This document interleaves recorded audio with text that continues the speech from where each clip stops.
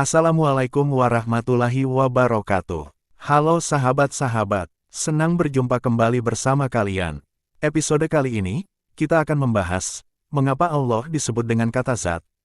Dan apakah kata zat ini disematkan kepada pribadi Allah, menandakan bahwa Allah memiliki wujud materi berupa zat padat, zat cair dan zat gas. Subhanallah. Perlu sahabat-sahabat ketahui, bahwa ada begitu banyak kosakata dari luar yang diserap ke dalam bahasa Indonesia.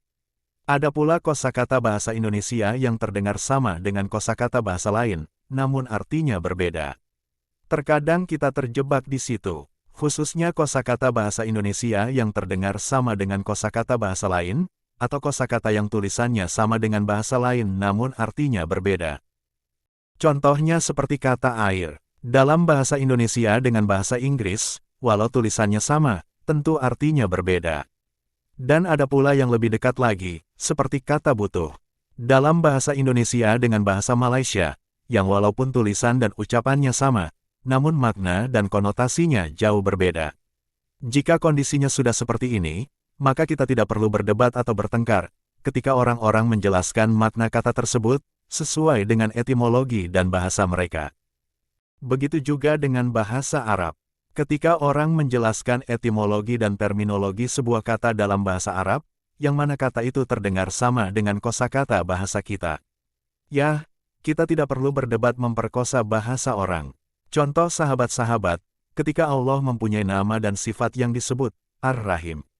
Dan mentang-mentang dalam bahasa Indonesia, kata rahim itu merujuk anatomi bagian tubuh organ wanita, lantas kita merasa pintar dan percaya diri mengatakan Ar-Rahim sifat. Dan nama Allah itu artinya organ wanita juga.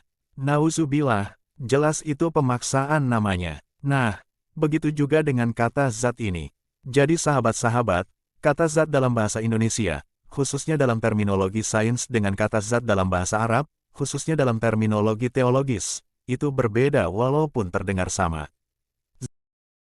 Zat dalam bahasa Arab yang biasanya disebut kepada Allah, itu dilatinkan dengan huruf D pada awalnya, sedangkan dalam bahasa Indonesia tanpa huruf D.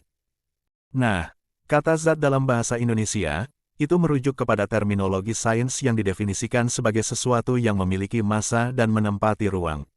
Itulah definisi zat dalam konteks sains, yang kemudian kita kenal dengan zat padat, zat cair dan zat gas. Dalam bahasa Arab, kata zat dalam konteks sains seperti tadi disebut dengan istilah ma'adah, ketika menyebut unsur materi, berupa zat padat, zat cair dan zat gas, bukan dengan kata zat. Kalau begitu, lantas apa arti etimologi dan makna terminologis dari kata zat dalam bahasa Arab, yang sering dikait-kaitkan dengan nama Allah itu? Sebelumnya perlu sahabat-sahabat ketahui, bahwa jika kita merujuk pada Al-Quran, maka sahabat-sahabat tidak akan mendapati frasa zat Allah dalam Al-Quran. Malah biasanya muncul dalam hadits atau kitab-kitab ulama. Nah, yang ingin kita katakan adalah kata zat ini yang dinisbatkan kepada sosok Tuhan itu. Dalam budaya Arab, itu adalah suatu hal yang biasa. Di Arab tidak hanya umat Islam, tetapi non-Muslim pun menisbatkan Tuhan mereka dengan istilah zat ini. Contohnya seperti yang dijelaskan oleh Frater Louis Maouf al-Yassui dalam kamusnya, Al-Munjid. Beliau adalah seorang frater Katolik dari Lebanon yang pakar leksikografi dan linguistik bahasa Arab. Nah sahabat-sahabat, disebutkan dalam karyanya ketika mendefinisikan Allah sebagai berikut. Allah ismu al-zat al-wajib al-wujud, yang artinya, Allah itu adalah suatu nama zat yang maha ada, yang menyebabkan segala sesuatu itu menjadi ada. Di sini kita dapat memahami dua hal dari penjelasan Frater Louis Maouf dalam karyanya tersebut. Yang pertama, Frater Louis menyatakan bahwa kata Allah itu adalah sebuah nama pribadi atau nama zat.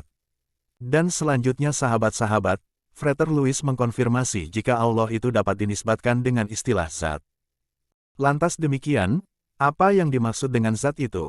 Apakah orang Arab juga menganggap jika Tuhan itu seperti zat padat, zat cair dan zat gas, sebagaimana sebagian kita memahaminya? Mari kita simak penjelasan dari pakar bahasa linguistik Arab dari kalangan Kristen Protestan, yang bernama Hans Weher. Dalam karyanya yang berjudul, A Dictionary of Modern Written Arabic, dia menjelaskan bahwa istilah zat dalam bahasa Arab, itu artinya essence, nature, self, person, personality. Artinya kata zat merupakan penyebutan kepada sebuah esensi, personal, pribadi, atau sosok.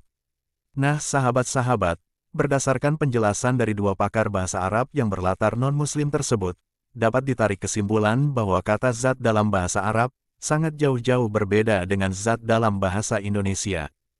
Yap, mengapa Mimin menggunakan referensi dari non-Muslim yang pakar bahasa Arab tadi?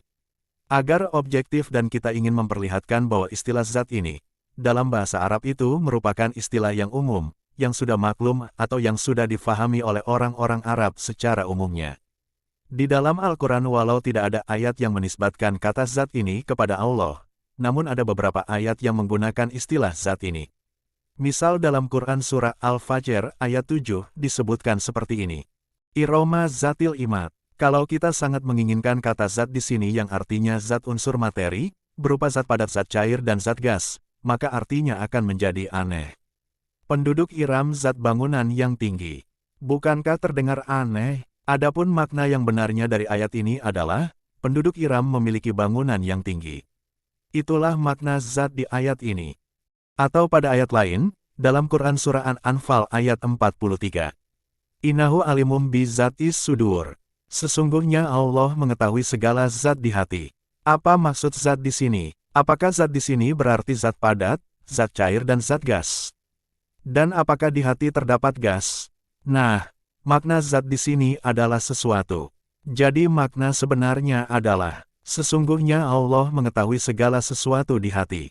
Dalam Quran Surah Al-Kahfi ayat 18 disebutkan, wa nuqallibuhum zat al-yamini wa zat as-shimali.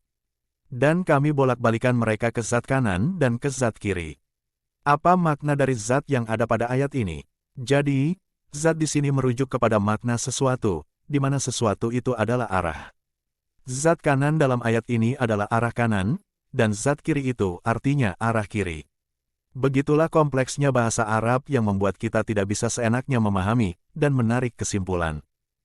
Apalagi dengan cara menjadikan tata cara bahasa Indonesia sebagai indikator untuk membenarkan atau menyalahkan bahasa orang lain. Oleh karena itu, jika dikatakan Allah adalah zat yang maha perkasa, kata zat di sini bukanlah merujuk kepada elemen atau unsur materi atau tubuh, tetapi merujuk kepada sesuatu yakni eksistensinya. Jadi ungkapan zat Allah itu bermakna personal, pribadi, sosok, hakikat atau wujud eksistensi Allah. Ini memang sulit diterjemahkan secara harfiah, karena tidak ada kosakata yang sepadan untuk mendefinisikan kata zat ini dalam bahasa Indonesia atau bahasa Inggris sekalipun. Maka dari itu, kita tetap menggunakan bahasa Arabnya langsung, yakni kata zat itu sendiri. Dan sahabat-sahabat, jika ada non-muslim ataupun misionaris yang membuat pernyataan seperti ini, jelas dan fix ini salah kaprah. Nah sahabat-sahabat, tahukah kalian, bahwa Tuhan umat Kristen dalam Bible, itu juga disebut zat. Contohnya dalam Ibrani pasal 1 ayat 3 disebutkan,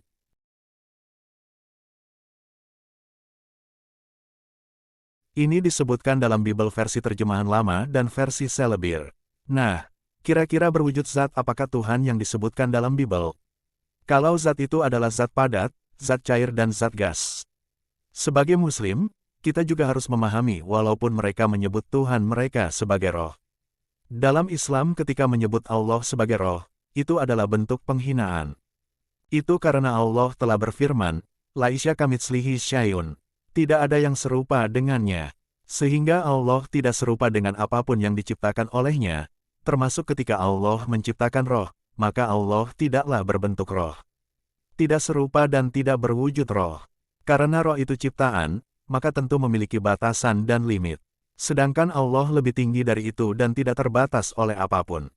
Jadi jika Nabi Isa dikatakan rohullah, itu bukan berarti beliau setara dengan Allah, karena roh itu ciptaan Allah bukan esensi dari Allah itu sendiri. Jadi, makna rohullah adalah roh yang berasal dari Allah atau roh yang diciptakan dari Allah. Lantas, bagaimana wujud dan rupa hakikat dari Allah? Jawabannya adalah, tidak ada yang tahu. Pun andaikan Allah menjelaskan atau mendeskripsikan dirinya secara hakikat, tentu manusia tidak akan mampu memahaminya. Karena manusia tidak mampu memahami sesuatu yang belum pernah mereka inderakan atau yang belum pernah mereka konsepkan. Kemudian ada pertanyaan, lalu mengapa dalam Al-Quran, Allah menyebutkan dengan istilah wajahnya, tangannya dan sebagainya. Kalau Allah mengatakan tidak serupa dengan apapun, lantas, mengapa Allah menyerupakan dirinya dengan fisik manusia di ayat-ayat tertentu? Nah, sahabat-sahabat disebut sebagai ayat-ayat mutasyabihat. Begini jawaban sederhananya, karena esensi dari zat Allah itu sangat abstrak dipahami oleh manusia. Jadi, bisa saja Allah menggunakan istilah-istilah yang dapat dipahami manusia, bukan untuk mendeskripsikan esensi zatnya itu, melainkan agar manusia faham akan pesan penting dari misi yang ingin Allah risalahkan pada ayat terkait, dan juga agar ayat tersebut terdengar indah atau memiliki balagah seperti itu. Maka dari itu, pada ayat-ayat mutasyabihat seperti ini, inti pesan ayatnya bukan tentang penjelasan wujud esensi zat Allah, tapi berkaitan tentang hukum, tentang pesan moral. Misal dalam Quran Surah Al-Baqarah ayat 272 yang artinya, dan janganlah kamu membelanjakan sesuatu melainkan karena mencari wajah Allah. Nah, inti pesan dari ayat ini mengenai menggunakan rezeki kepada cara yang halal, di mana kata wajah Allah di sini dipahami sebagai keridhaan Allah. Jadi sahabat-sahabat, ayat yang mengandung antropomorfisme seperti tadi, itu bukan berarti Allah mendeskripsikan wujud hakikat zatnya itu, tetapi untuk memberikan keindahan pada ayat-ayat terkait. Dan ingat kuncinya sahabat-sahabat, seperti yang disebutkan dalam Al-Quran, apapun itu Allah menyebutkan bahwa dirinya tidak serupa dengan apapun. Jadi kesimpulan dari video ini, bahwa kata zat dalam bahasa Arab dengan zat bahasa Indonesia, khususnya dalam konteks sains itu jauh berbeda. Dan zat Allah itu sendiri bermakna esensi, personal maupun sosok atau hakikat dari Allah itu sendiri. Oke sahabat-sahabat, sampai sini dulu perjumpaan kita. Mohon maaf jika ada salah kata. Tetap jaga akidah. Salam tauhid. Salam takbir. Allahu Akbar. Mimin pamit undur diri. Assalamualaikum warahmatullahi wabarakatuh. Salam damai dan salam toleransi.